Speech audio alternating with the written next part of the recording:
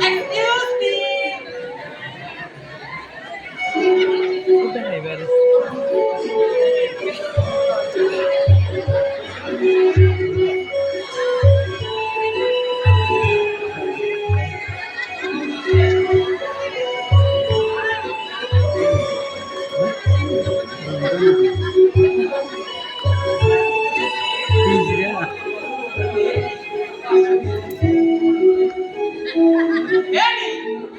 নবদাদা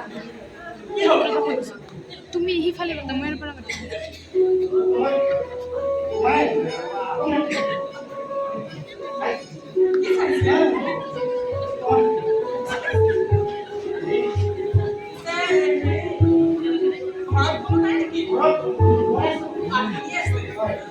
মানে ইয়াতে ইণ্টাৰভিউ দিবলৈ আহিছিলোঁ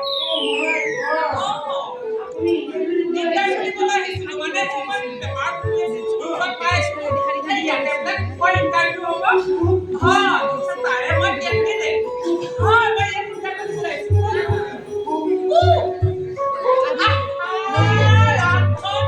বগা চুন্দি খানে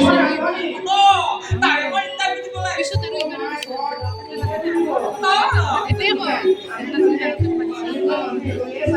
হয় নেকি মই মানে আগতে ৰাজস্থানত আছিলোঁ নহয় সেইকাৰণে মোক কেনেকৈ দেখিছে নহয়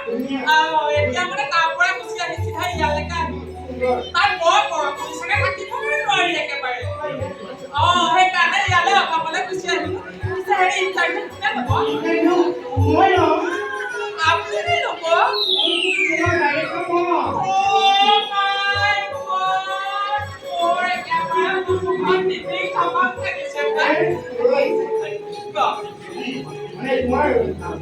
মোৰ নাম ৰূপালী কলিতা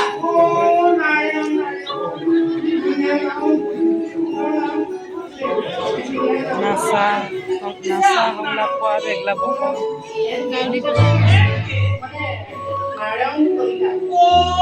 নারায়ণ কলিতা স্যার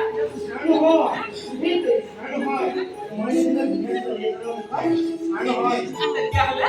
দাদা মই পাগল হৈ যাম দে তেতিয়াহ'লে আপোনাক মই নাৰায়ণ বুলি মাতিব পাৰিম ন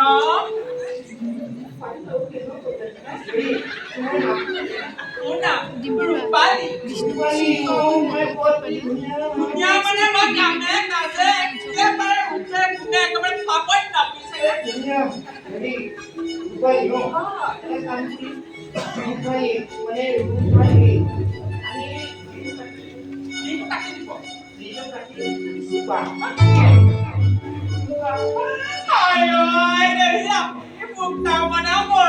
ৰূপা বুলি মাতিব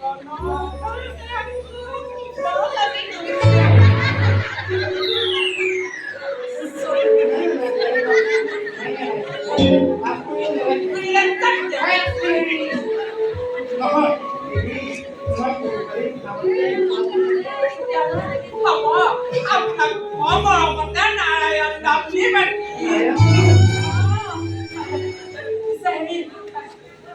বাইদেউ নাই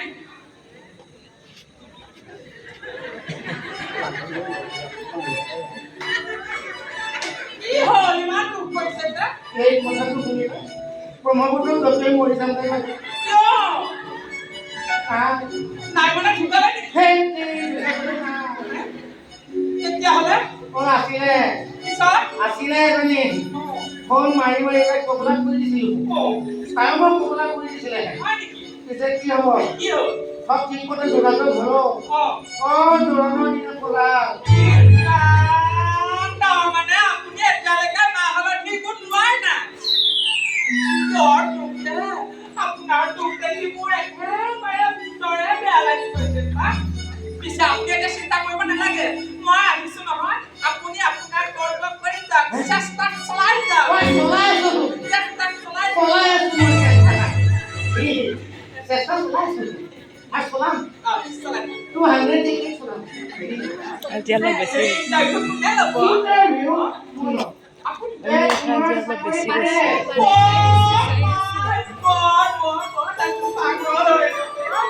চাকৰি পাই গ'ল হৈ গ'ল তোমাৰ চাকৰি পাই যায়